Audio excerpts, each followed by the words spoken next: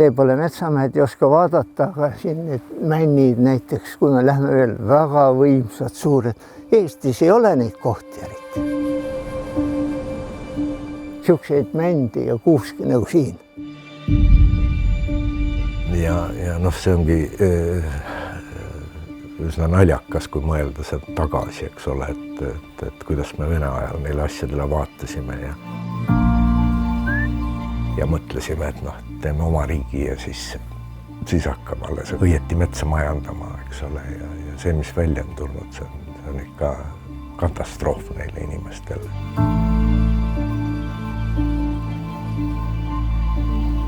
Tehakse hoopis vastupidi sellele, et metsa majandamise ja kasvatamise tõele.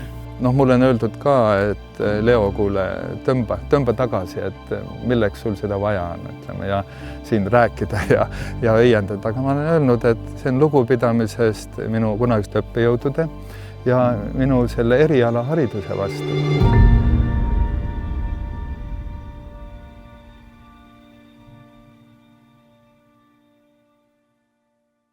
Meie veel viimased kokkutulekud.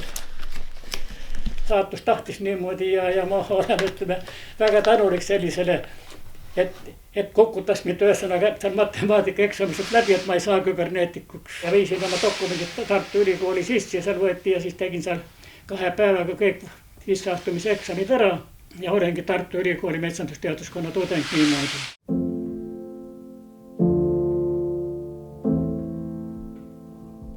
Ei olnud midagi ebaolulist, aga kõik, mis pidi teha, mis metsaülema töö seisnes, esimeses järjekorras oli mets. No siis tuli kogu see metsaga kaasnud, ütleme, kogu metsaametkond elab, hoonete ehitamine, korrashoid, et liikuda saab metsas metsateed, et metsa oleks istutada ja metsapannasid tuli käbisid varuda, metsaseemet tuli varuda ja taimi kasvatada. Vanasti olid ka siuksed ülesanded nagu kasepungade korjamine, vihtade tegemine, seente korjamine ja igat siuksed, mida tänapäeval ei ole enam. Metskond oli jagatud jaoskondadeks, jaoskonnas oli siis jaoskonna ülemise metsnik ja vahtkonnad. Ja nendele ma andsin siit tööülesanded kätte ja kõik see sellised, et paberitööd oli küllaltki palju.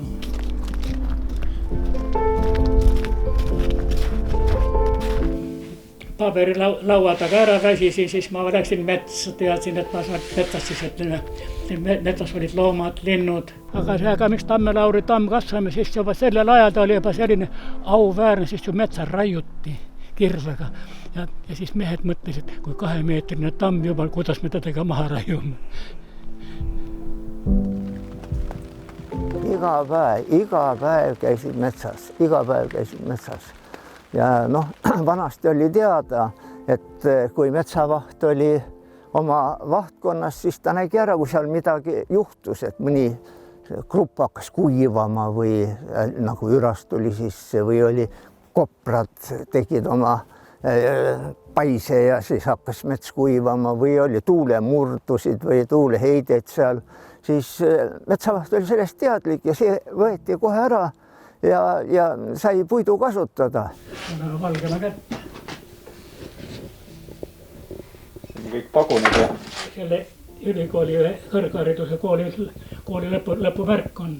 Ja metsaraiede käigus tuleb ka jälgida niimoodi ühesõnaga, et kui tehakse aegjärgseid raieid või tehakse metsahooldusraieid, harvendusraied, põimendusraied, mets kasvab ja siis jäävad alla, siis tuleb välja valida tulevikupuud.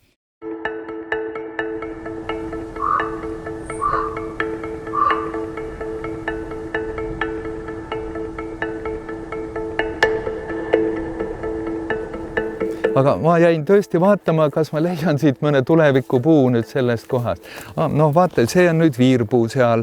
Ei ole ka tulevikupuu, mitmekesisuse puu ta on küll, aga tuleviku rahapuu ta ei ole. See sõltub kõik kasvukohast, kasvumullast. Ja et kui antud kohast vaadata, kasvukoht on ilmselt angervaksa, siin võiks olla kuusk. Segamets üldiselt, ja kuuse, kase, segamets.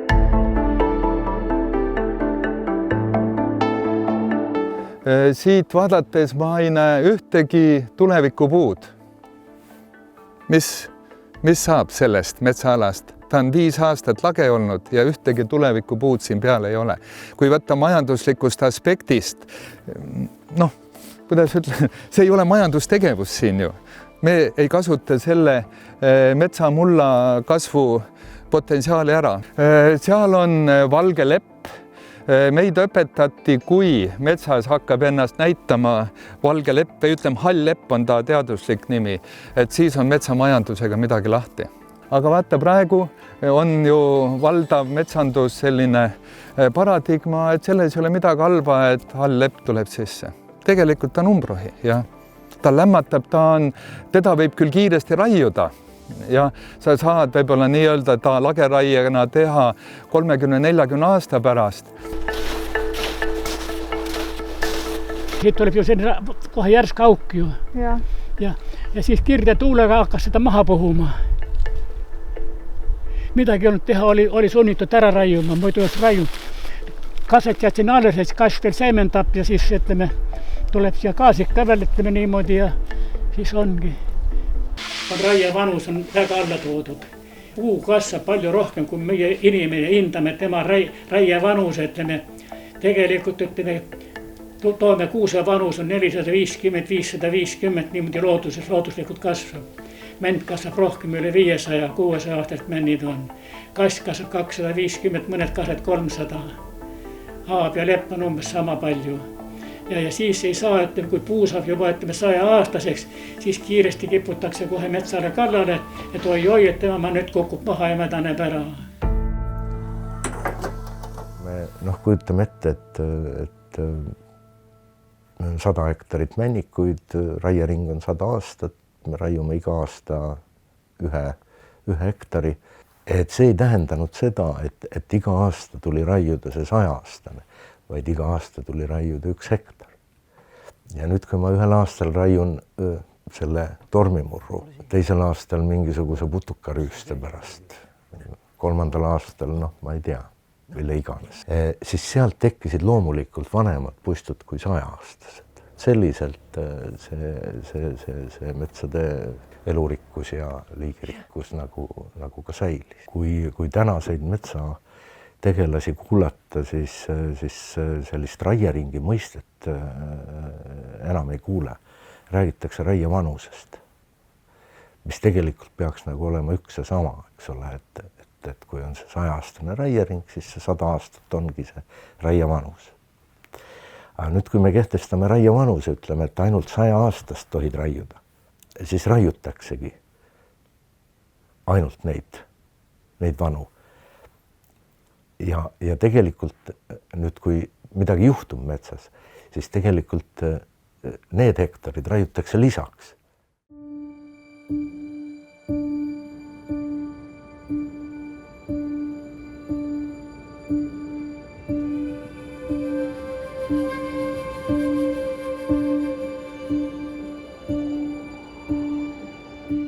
Praegu tundub nagu selline, ei ole ju viga, et normaalne mets.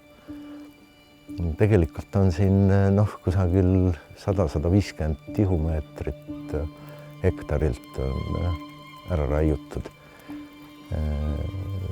sellest esimesest rindest, kaserindest. Selle trassi raius on nüüd siin nüüd näha nüüd 50 meetrit 2 poole.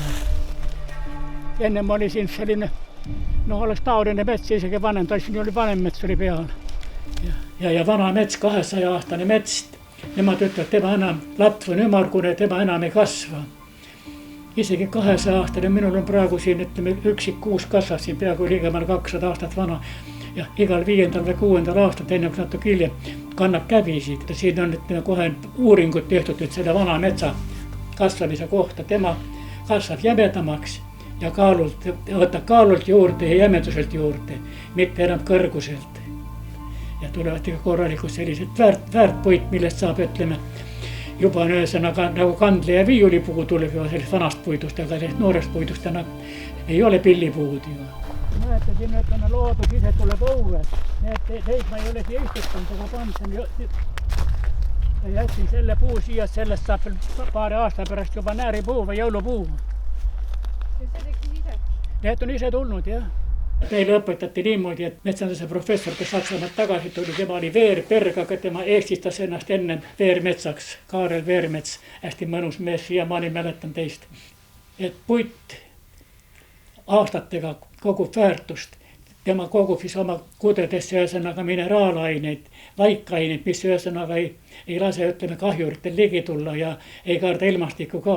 Ta on niivõrd tugev ja kõva niimoodi, ütleme, aga nüüd ütleme selline, mis praegu raiutakse, ütleme, noorelt maha, nagu see Toomas Frey ütles, et praegu on meie, et see on, ütleme, noore metsamõrv, 50-aastased kuusikud raiutakse maha, see on noore metsamõrv.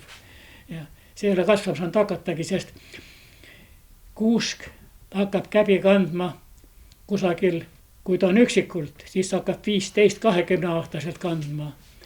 Aga metsas, kus ta on liituses, sealt hakkab 50-aastaselt käbisid kandma. Ja siis, ütleme, see on niimoodi, et tema jõuab, ütleme, alles, ütleme, käbide kandmis ikka metsas, ütleme, ja siis teda raiutakse juba maha.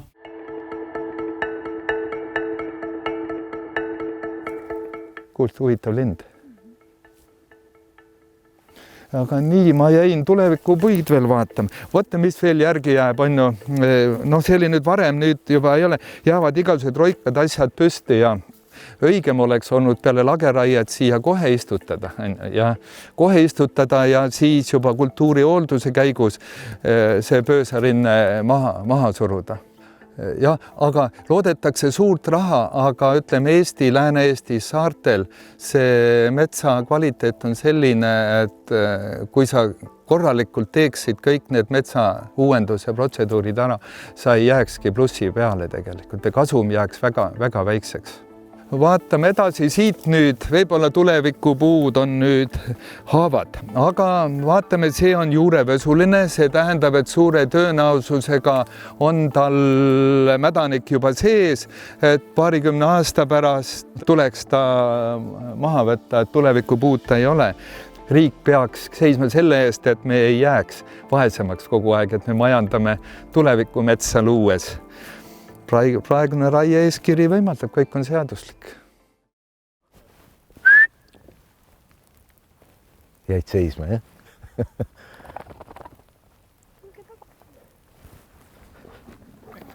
Noh, sinul käib asi lihtsalt. Me ei saa üldse niimoodi asja seada, et kas ütleme nüüd see puidutarbija käitub eetiliselt või mitte. Tema ärihuvi on ju tooraine kätte saada, eks ole. Et heita ette ärimehele, et ta tahab kasumit teenida, oleks ju natuke rumal, aga see näitab ikkagi riigi sellist nõrkust, sest ühes riigis peaks ikkagi olema valitsus see, kes ütleb, kui palju me teile ressurssi anname, mitte ei dikteeri seda see, kes seda ressurssi kasutab, eks ole. Ja no selle kohta öeldi ju toredalt, et kui alkoholiseadust arutatakse ja alkohoolikut kutsutakse laua äärde, siis no ei tule ju midagi välja sealt. Või lastakse lihtsalt uueneda, näete, mingid vitsad on tulnud, aga tänase seaduse järgi on see mets juba. Jah, see on mets, sest seadus nõuab, et 1200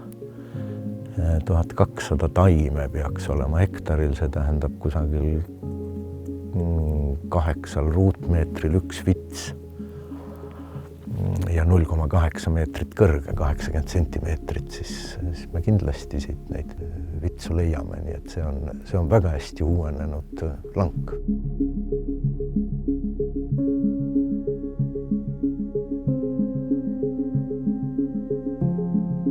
Ja mis siit võib ju vaadata, seda on siin söömas käinud põder. Esimene latv on maha võetud ja tegelikult on küll uue latva ajanud, aga see uue latva koht on niivõrd RL, et see murdub kui ta on suuremaks kasvanud, see murdub ära ja ei tule jälle tulevikupuud. Siin on nüüd, ütleme, siin võiks olla, see on ankervaksa kasvukoha tüüp, et siin kasvaks hästi saar. Siin on kunagi saar olnud maha võetud, aga siin on nüüd näha Kännu-Vesulise saarest, mis saab. Ühtegi tuleviku aru ei ole. Aga mis ma siit tahtsin veel näidata. Vaata, siin on nüüd juhtunud ka veel see, et kuna on need kokkujoteed olnud kasvama jäetud seemnepuudest liiga lähedalt läbi, juured on läbi lõigetud, et prognoos on, et need puud kukuvad kõik siin ümber ja esimene puu juba kukkus ümber, et kokkujote juured läbi ja õiget tormi pole veel olnud. Kui tuleb nii-öelda see õige torm, kusagil 30 meetrit sekundis, et siis ma kardan, et siin on lage plats järgi. Eeskirja rikutud ei ole, raie lõppedes jäi nõutud arv seemnepuid üles aga mis 2 või 3 aasta pärast on, see ei huvita enam kedagi.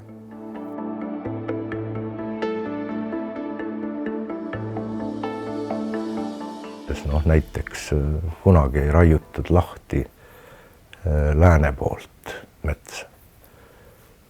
Kuna valitsevad lääne tuuled, siis neil lahti raiudes oli pahandust palju. Täna me ei vaata keegi seda. Vot siin on üks kask, aga vaatame, kui tulevikupuud on. See on nüüd kännuvõsuline tulevikupuu tootlikkus on kusagil, öeldakse 3% võrra kehvem kui seemnetekkeline. Jälle see, et valesti majandades me teeme ennast vaesemaks kogu aeg. Mis veel oli huvitav, et see puu, mis oli kasvama jäetud, seal teine on ka juba küliti vajunud, need on poopud. Pärimuse järgi need on Sõrve pühad puud. Kui ma siia peale raiet tulin, rõõmustasin, et meestel oli ikka natukene tunnet, et jätsid pühad puud püsti. Esimene tuul juba viis maha. Ja. Siis vaatame, siin on nüüd mingi loom, jänes vist sööb nii madalalt, on ka näksinud ära, siin on põletik sees, jälle ei tule tulevikupuud. Et loodus pakub.